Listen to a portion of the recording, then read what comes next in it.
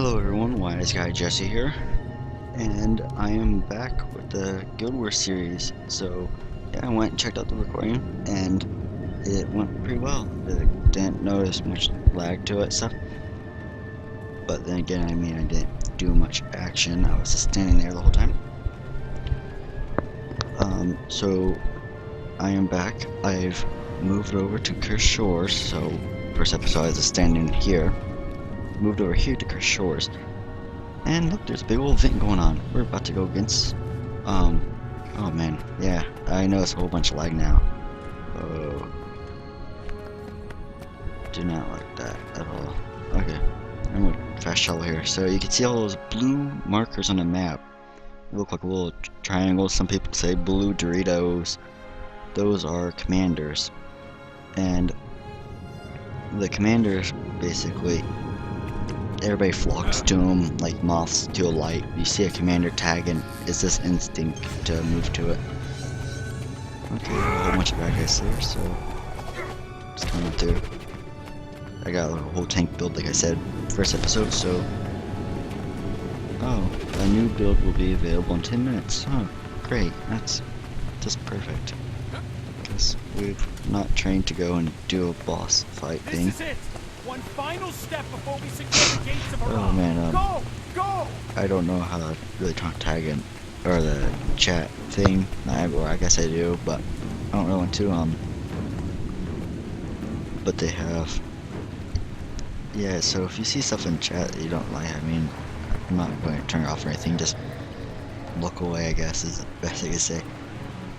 But you can kind of see why I'm lagging now. All those blue marks right there, those are people, and like only part of them are showing up because there's so many here. And okay, now the boss guy, you see, he towers over everybody. Stuff, the old boss. So this is one of those boss things I can tell about. You see the whole purple mess around his name. That is because he is a legendary boss. And being a legendary boss, he is really tough. As you can see, we have all these people here just beating them down. His health's dropping at a decent rate. You got a little golem with their attacking too.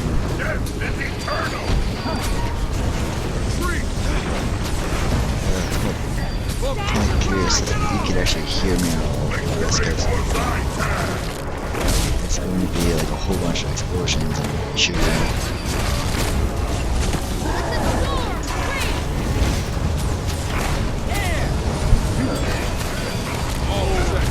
Fantastic work.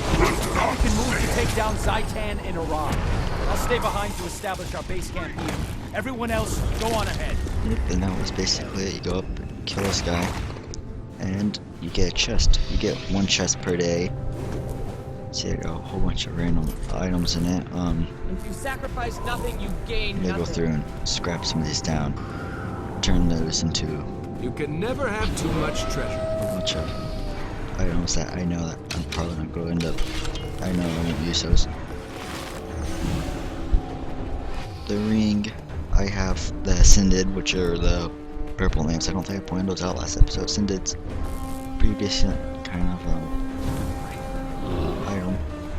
You can show that I have two different kits, that basic and master. Master I use for rares and exotics because it just gives you a better chance of actually getting something good out of them.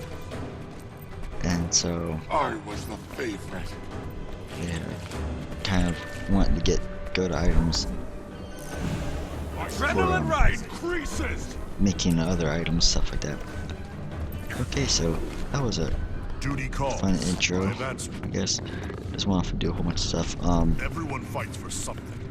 Go ahead and fast travel back down here. So I'm assuming that recorded well. Yeah. If you saw through like loading or when I would open the map, you can see Cursed Shore had that 100% complete. I kind of went backwards when I do map completion. Normally people go from like their starting area, like this place, or right over here or there, there's one there, here. Like basically all these little starting areas. People start from there because it's the starting area. It's easy to go to. I always go down to these big places like this. Except that.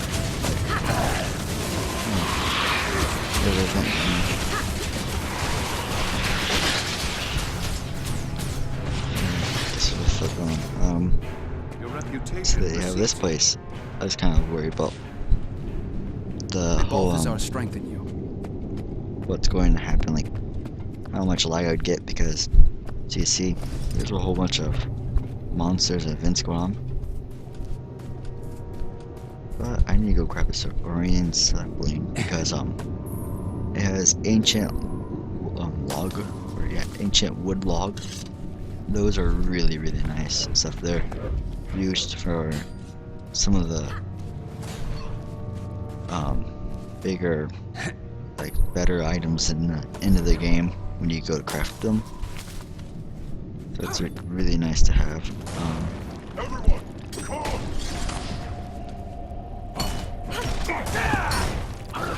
So sit here and fight these guys. See, if you've played Guild Wars 1, you're probably like sitting there thinking it's really powerful, so that with the attacks and stuff. With like Guild Wars 1, I'm trying to remember, I forget like exact numbers like that. I haven't played it for a while, but it's like there's a whole bunch of like your attacks would do only something in like double digits and most of the time, and your health was in like mid, like triple digits kind of thing. like dust. There was a whole bunch to them.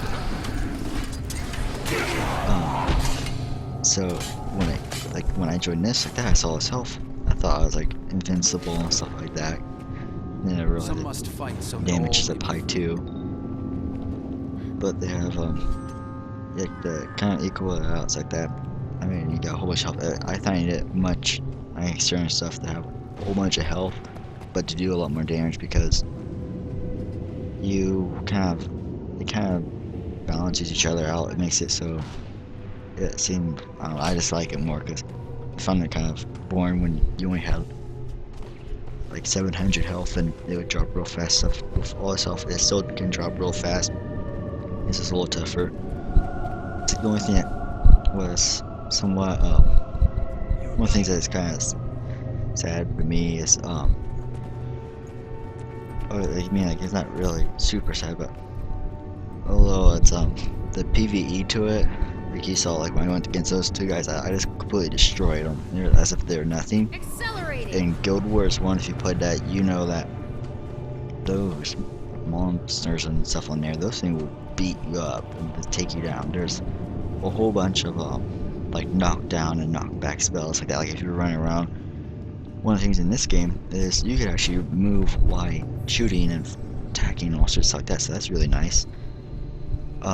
In Guild Wars 1, like you couldn't attack if you're moving. If you're moving, you interrupted the spell and you had to wait for a cooldown or the mana and all that stuff.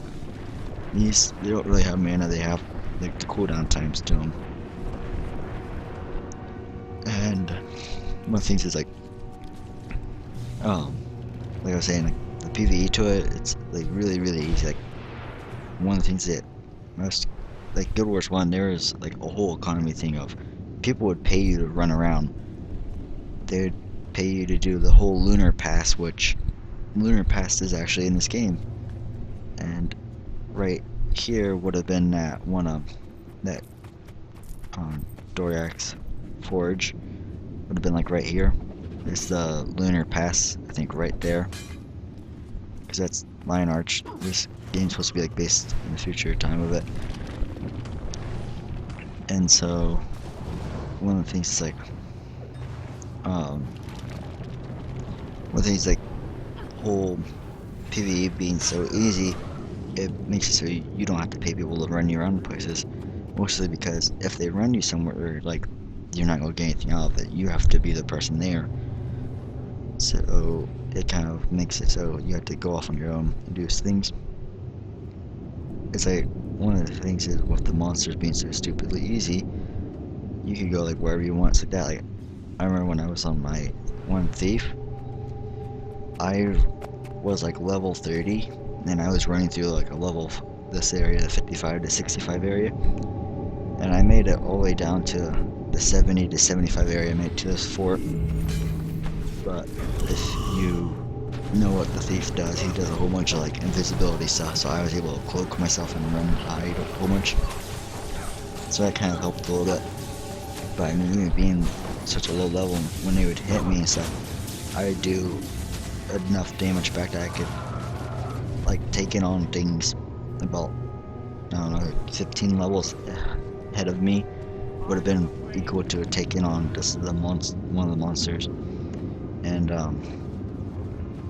the Guild Wars 1 kind of thing, it's one of the things that cracked me up was one of the guild I was first in was one of the people in there, me and them were running around, and we came across the one Breeze Riders or something like that. And if you play Guild Wars 1, you know what I'm talking about. Well, it's because those things were really annoying. They were like a mesmer kind of thing to them, and they had a spell that it would hit you and your health would just drop. It was like as if you got smacked by a brick wall or something. Like your health would just fall real fast, and those things were super annoying. They'd kill you so fast and stuff, and there was, if you didn't have any kind of healing spell on, you'd go die like basically like right away kind of thing. And when I was playing this like that, the person I was playing with never played Guild Wars 1. They never knew how tough those guys are. So I was running around and I saw one of them, and I panicked and I just ran away. And they're sitting there laughing at me, asking what I'm doing. I'm not going near that thing. It's going to kill me. And they go up and they start attacking it, and they end up killing it like really fast. And they're like, oh, it wasn't that tough. So I go up kill one. I'm like, oh, these things are much easier. And I think they actually did go and eventually look it up on like YouTube or something about how to, or the Wind Riders or Breeze Riders, whatever they were, and they looked up what happened when they, or people attacking them, and they realized why I was scared, because those things are vicious and they do so much damage. They have like one of the good things about this is like being the PvE not being super tough. You're able to run around much easier, but it does kind of take some of the fun out of it. But I mean, then again, you don't ever come across one of those frustrating situations where you're sitting there going, oh, I can't make it through this one little area, and you get all upset and stuff about it. So when, like I said last episode, I was gonna do some like, we'll explain like kind of like crafting things. Oh, I hit wrong button. So there's different tiers to crafting. From there, it's like 6 tiers. This is the 6th tier stuff right here, and you see like it says like it requires like level 400 and these different crafting things. This is like level 5. Level 5 stuff is like everywhere. You find it all over the place. It's really easy. And if you go into like outpost or the trading post, to keep on saying outpost, that's from another game I think. But they have, if you go up here like the tier 6 stuff, you can see that stuff sells for, people are offering that much for it. But I mean, if you click on it, you could show people are wanting higher price for it. But then you go to like this stuff, and this stuff is dirt cheap. You see there are a whole bunch of orders for it, but the price of it is just dirt cheap because you can find it all over the place. If you go and you scrap weapons and stuff, you get it. See it again with like elder wood, really cheap. If you go and find the ancient wood up here, much more expensive.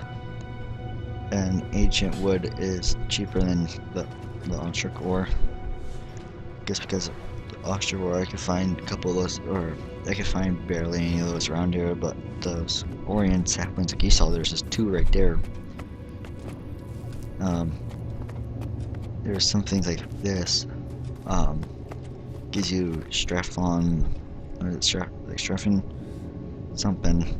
thread, or threads, and you can make this bread stuff, where this is a trade version of it on my Elementalist. I didn't really like the Ellie in this game, So I kind of made him like a pack mule. He just holds all the stuff that I can't fit in my storage. And he also was one chef, and so he could make foods. And the foods I was tired of making, like, or it's like the food, if you eat it plain, it's kind of like this. Like you have 30 minutes of it, and so you have a limited amount of time. So here's like the Strathmore food that I had from last time I was playing. Saved. It just kind of gives you a little bit extra boost to finding things. And since it has like condition durations down 20%, that helps out a good bit. I mean, like when it comes to stuns or something like that, that only last a second, there's not much to it. It's just a fraction of a second.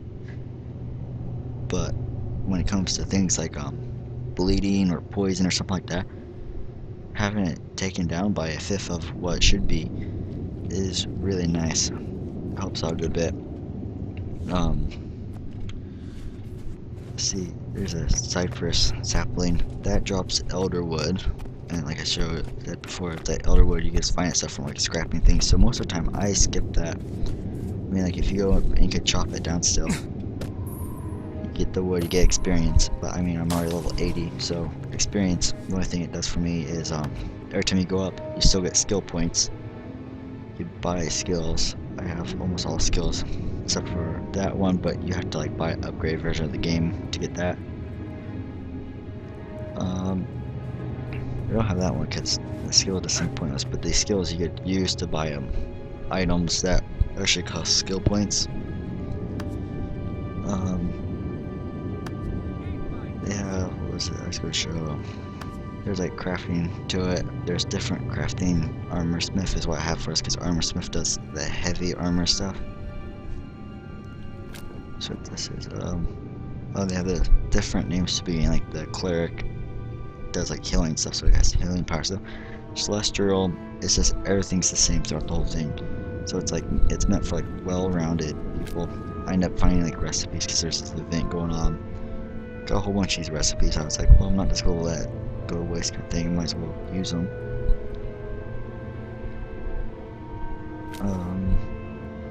See, there's, but the crafting thing, like, kind of have to level up through that. When you go to chop things down, you have to be kind of like, you gotta decide what to do. Like, you could buy these.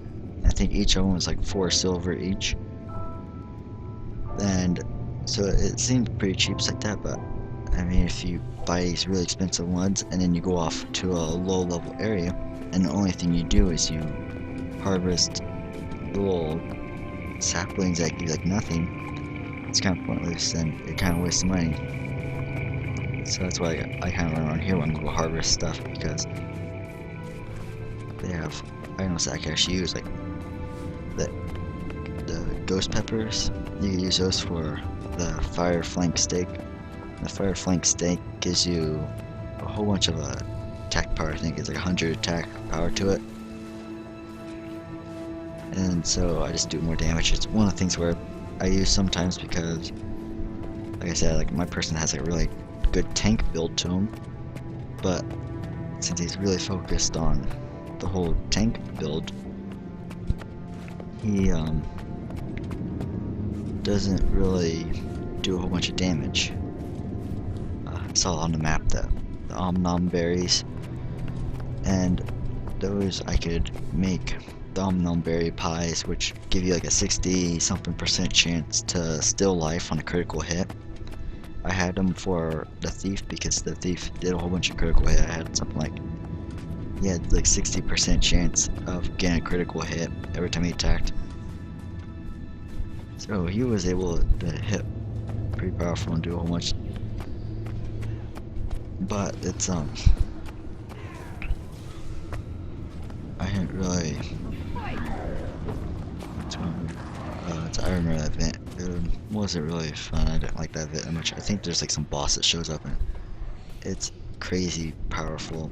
It kills a lot of people over and over again. But here's some like harvesting things where you just go around and harvest all these different items.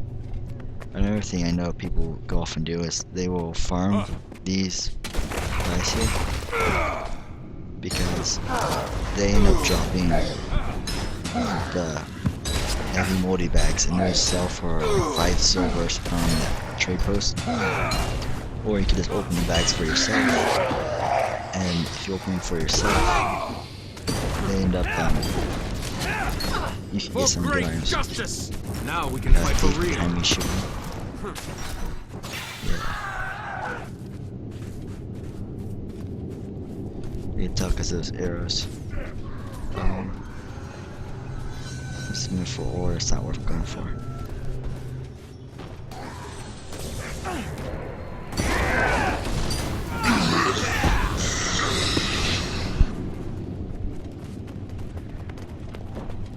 Guess I'll just follow these NPCs around.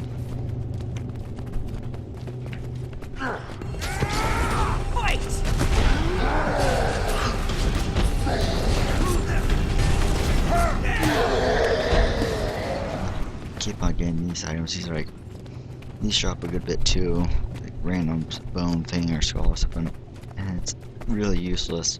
I have like no use for it at all. Yeah, I always get them for some reason. Most of the time I just throw them out because Refreshing. they just waste inventory space. They have trying to think of other things to go over. You might have seen me point at this a couple times in the World vs. World. One of the things that I liked about the whole World vs. World thing was they had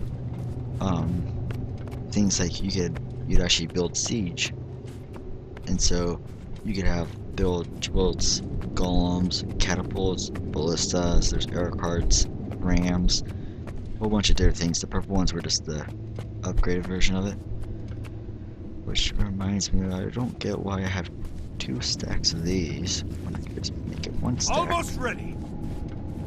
And that saves more space. Okay.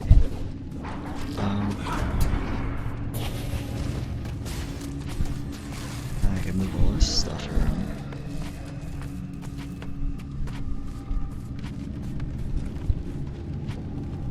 I'm all like OCD and stuff, and I have to have everything in correct orders. Think anything Go different to might these guys. happen today? So, You know what would be different? yeah. If you left me alone. Okay. Trying to look. Sometimes in map chat, people will post something saying, like, what's going on? Like, you see that one commander on the map. He's probably doing the whole boss. There's like a whole bunch of different bosses throughout this place. There's probably a boss up there to go against. I think there's like a champion drag thing up there.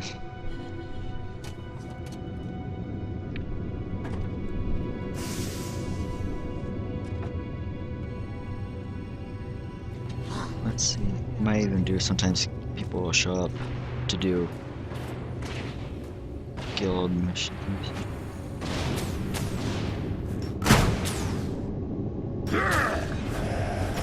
Oh, jeez.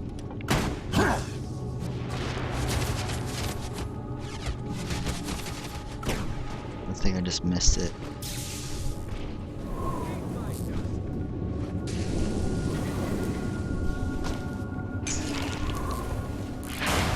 Let's see what this is. It's over that direction.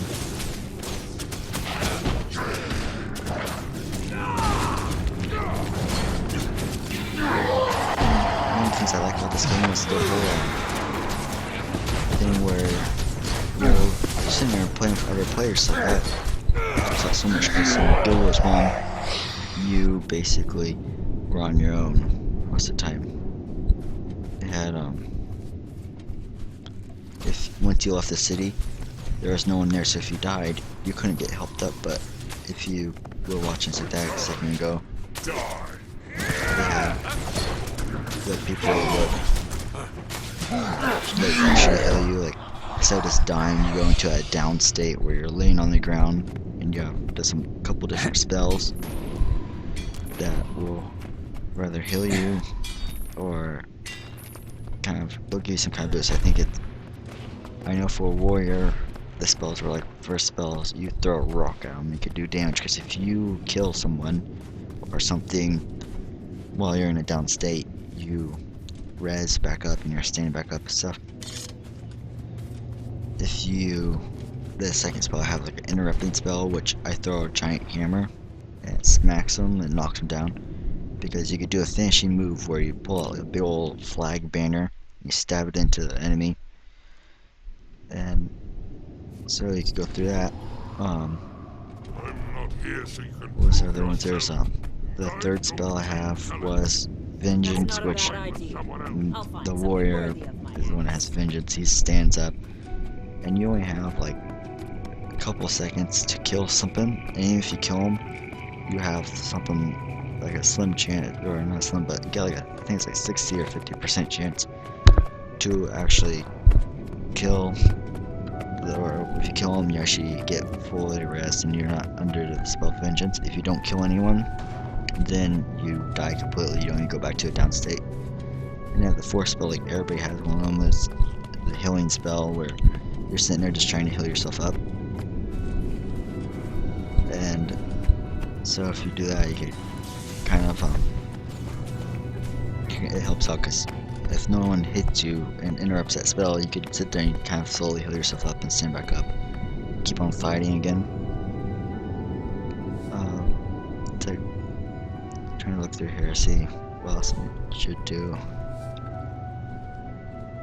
Go ahead and sell that bone thing also. Don't want to carry those around.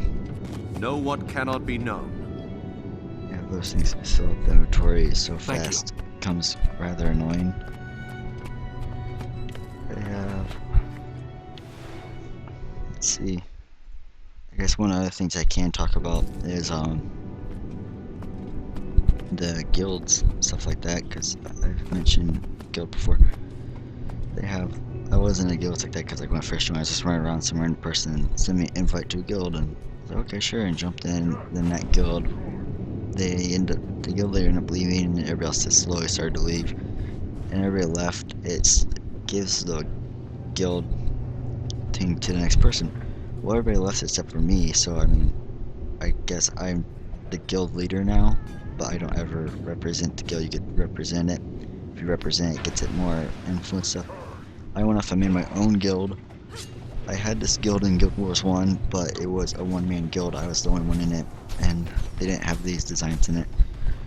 So then, this is the guild. These are people from the old guild when the guild leader left, and we're just kind of like, well, what do we do now? I was like, well, I was having to make my own guild when I bought the game. I mean, I might as well go off and do it now, and you guys can just jump over to it. So, made it, sent them invites to these ones that responded, that jumped on, kind of show how often they play stuff. So they haven't played much. When you go to the guilds, every event you do gives you 2 influence, but if you're with, what was it? If you're with other people from your guild, even if they're not in a party with you, but just do an event with them, you end up getting something like 5 influence for each person there. And so a great way to get a whole bunch of influence was if you were going to Edge of the Mist, there's just a whole bunch of events over and over again. You bring a couple of guild members in there, and you get a whole bunch of influence. The influence is later spent on upgrades. Here's all the upgrades I have right now. You go through and you can buy things like add this. It will say it takes a whole day to build, but then I get 24 hours of bonus influence from events. Thing is, like, the bonus 10% of 2%, I guess it add up to like 1% if it rounds up. This thing I don't have any really use for. It makes it so I have 2 spots open for upgrades. So if I add this and this, the 2 spots will be filled. But this thing makes it so next time I have upgrades going on, I could, instead of using one of the spots over here, it makes a 3rd spot just for at one time. Here's the world versus world area is what this is kind of focused on. When you in world versus world, you could claim a fort or tower or keep or even a camp, and it puts your banner on the banner spots. And if I was to activate any of these, those would be on the camp. They have. I don't really see anyone ever use this one much. like the most useful ones that I've seen was the supply one, because it takes supplies to build siege weapons. If you don't have any supply, you can't build a weapon, and it kind of makes it really tough to go and defend a fort if you have no weapons, or even attack a fort if you have no weapons. So that's one of the most used ones right there. I've seen people that have like, some people go and they'll have all these activated at once, except for I guess not that one because that's a different thing, but they have like all those activated, so they're doing a whole bunch of damage. And then they have these, which is the next step. I have to get rank 4 first, but it's 10,000 experience, and so you can buy it 10,000 experience for like 20 gold. But I'm trying to set up for a commander tag for this person, because once you buy a commander tag for one person, it's like it's only stuck on that one person. I put the commander tag on my thief, not realizing that the warrior was going to be much more fun. But once I get that, I could get those two, gain the player health up. So again, 10%. I mean, doesn't sound like a whole bunch, but if you think of it, it's like on my person, 10% would give them like another like 2,000 or so. Yeah, it's like another 2,000 something health. So that could help a whole bunch. It makes it so you can last longer. The whole healing power to it would help with all my healing spells I have down there. The swiftness is, I find it kind of pointless kind of thing, because I mean, like, I have, like, most people use power, so swiftness like that. This just gives you 5% swiftness. The other spells I have will give me like 33% swiftness. One of the things that's like kind of going for is guild capitals, because they end up it costs less than normal to build, so that's really nice. And also, I'm kind of like the guild I'm making, it's kind of focused on the World vs. World was one of the things I like a lot. The architect thing is kind of the whole bank area. Right now we have like a 50 spot bank, and there's like nothing in there, so there's not really a point to go for this one.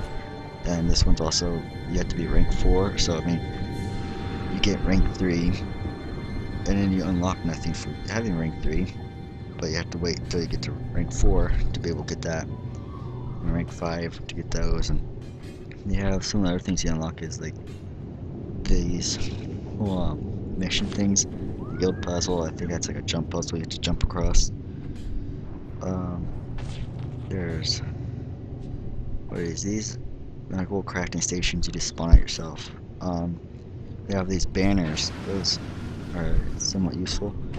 You toss those out, and then anyone who clicks on the banner will have, depending on what it is, like this one, gathering.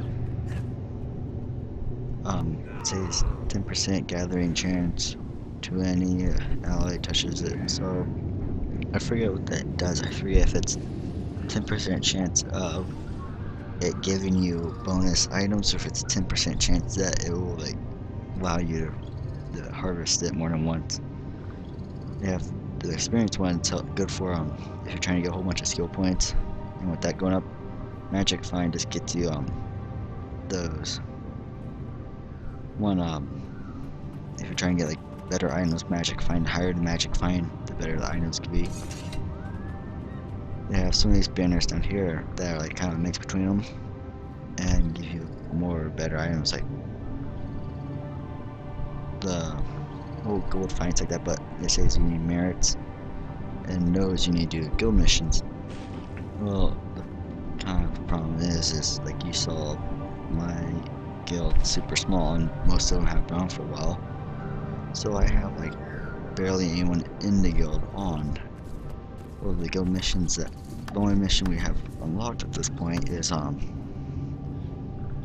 where is it? It's down here, Guild Bounty, where it gives you a name of a person, and you have 15 minutes to find that person and kill him. If you kill him, you get like 2 rares and like 30 influence, and I forget if there's anything else you get out of it, because this is just the bounty training thing. But I mean, the 3,000 influence helps out a good bit. The thing is like, you have 15 minutes to find this person and stuff. So I mean, you could pull up like the Wikipedia or something like that. You figure out where each person's at. So when it gives you the name of the person to find, you go hunt that person down. Problem is that you have to like type in that chat saying like if anyone's seen where the person's at, they tell you can go find them and you go kill them. The thing is also is like I've heard that it's possible to solo these bosses, but you have to do a lot of damage. My guy's a tank build to it, so he doesn't do a lot of damage compared to his defense. I mean, I could probably sit there and last the fight, be able to defend myself, but it's just a matter of if I could do much damage. And so I have to wait till I get more people. And one of the reasons I don't have a whole bunch of people in the guild is I don't really do much recruiting and stuff like that. Like some people would be, like, to be honest, like I'm surprised I haven't seen anything in the chat here yet. Where normally you see people saying, join this guild, we do this and this and this, and join that guild and all sorts of stuff like that. And I mean, it's possible to join because you could have up to 5 guilds on this spot over here. And you can only represent one at a time, but then you can have up to 5 guilds. The more people that log on, even if you're not representing, you just log on. You get the influence, stuff like that. And like I said, like the influence, you go unlock more of these. Some people, they don't like the whole guild bounty thing because when it goes up to these, they give it something like you got like 3 minutes to go off, or 15 minutes to go off and kill like 3 different bosses, and then you got like, I don't know, 5 and 7 or something. Or, yeah, 6 bounties here, I guess. This one says 3. I guess that one's 1 then. But then you saw it's like a whole bunch at once. This trigger, you find 5 random locations around the world in a set amount of time. I mean, that one would be really easy if you've have like map completion done. I'm assuming that you don't have to worry about that or something. It's a whole bunch of different things like that. With that one would probably be easier to do, but I don't know what the rewards are. I think you have to actually have what level is this? This is like level 6 stuff, so I mean it would cost like over like 40 gold to get up to that point. And it'd take multiple If you days to get sacrifice it to buy it. nothing, you gain nothing. But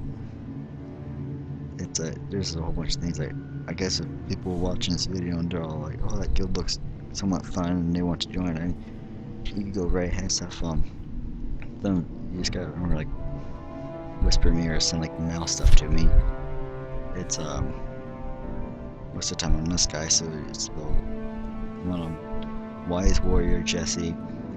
It's if I'm not on this guy, normally on Wise Assassin or something. But I mean, the game knows that if you whisper Wise Warrior Jesse, it will end up whispering to whatever character I'm on at the moment, kind of thing. I mean, I'm okay with adding people to the guild. I think one thing that is going on right now is, like I said, this guild is on that Tarnished Coast, so I mean, if you're on a different server, I'm not sure how well that will go. Like, I don't think influence carries over from other servers and stuff. But I mean, if you're on like Tarnished Coast and you're like wanting to join, I have no problem with stuff like that. And I can use as many people as I can get. So once you get like 50 people, you go up to one of the guild registrator people and talk to them, and they'll actually give you like up to, I don't know, it's 100 or something like that spots. Then you can add more people, go through, and once that fills up all the way, you buy more spots, and you just keep on getting the guild bigger and bigger until it gets up to like 500, I think.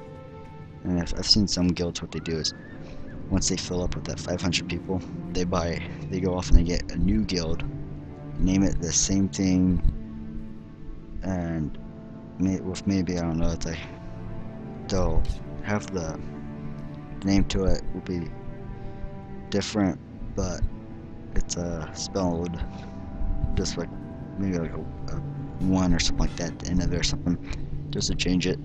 because you can't have the same guild name as someone else, but you can have the same abbreviation. And so people go through and they could make a second guild with the same name and add on until they get 500 there. I think that there's a couple guilds that actually have like 6 or 7 guild spots up to like 500. But these people are like the kind of people that as soon as you jump on, they don't care who you are. They send invites and spam it to you, and have a whole bunch of people join. And then it's like one of the problems with that. It's like it's such a large guild that you're kind of lost in the crowd. No one knows if you're a small guild like this one. You could actually join up and actually have more focus on. One thing that I was debating on doing was making it so every time someone says that they're a new member, they wanted a guild, just send them an invite, because then they could join. They'll be in a small guild. They could get more focus on them, help them out, get them the basics of the game, and then they could go off and try to join a bigger guild without feeling as lost. Or if they wanted to, they could even stay in this guild and stuff if they liked it. But yeah, so I've been recording for like 40 minutes. I was gonna be a pain trying to get that up on YouTube. Thanks for watching, everybody. If you enjoyed, go ahead and hit the like button. Like I said, if you wanted to join the guild at all, feel free to send an invite, or you leave a comment about your name. I could send friend or like be a friend or something like that. A whole bunch of different things that you can do on here. Draw stuff. And this whole new build thing's gonna become annoying. But yeah, so also I guess if you guys want anything like specific to be done in games like that, you go ahead and do that. Like some of the things I do plan on doing for like later on was I want to go and do more like fun things up around like I said, guys trying to mess with me, he wants attention or something. Yeah, some things you can do is you got like tonics like this, it would turn me to like a calf or a Qui-Gon. And they have one guy seen what he did was he gained a whole army of people who turned to Qui-Gons in World vs. World, and we went and we would chase people down and stuff. You can't attack someone with these. These are only costume brawls, so you do no damage. Somehow they managed to we scared the army away. Like we couldn't even hit them. We were in costume form, and we scared them away somehow. So that was kind of funny. But I plan on doing things like that, like messing around with that, joke around later on. So I mean, if you join the guild, then you'll be able to kind of know when those events are going on, and or be a friend or something like that, and know when those events are going on. You can join in too and mess around and stuff. So thanks for watching, everybody. If you enjoyed, go ahead and hit the like button. If you haven't subscribed yet, appreciate it, you did, and all the things I already said before and stuff. You go ahead and want to be a friend or anything like that, you go ahead and send requests or ask to be in a guild. Don't have any requirements, and I guess I will see you guys next time. Bye.